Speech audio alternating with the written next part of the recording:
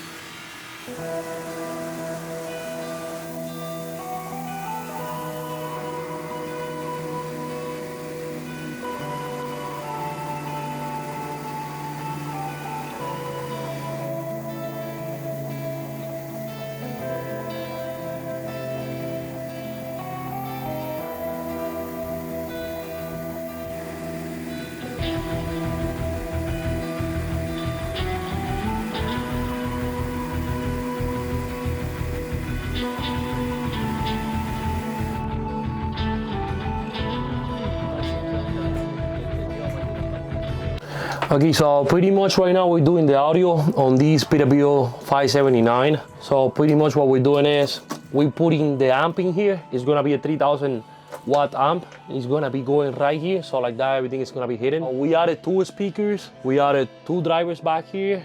On the front, we're gonna have 6 speakers plus 2 more drivers. So in total, we're gonna have 8 speakers, 4 drivers, and we already got 2 big 8s for the bass. So pretty much right now, we're just running wires, doing all the electrical. Also, we already installed the leather back here on the slipper. We also did put in already a couple plastics, how you guys can see, like cabinets, stuff like that.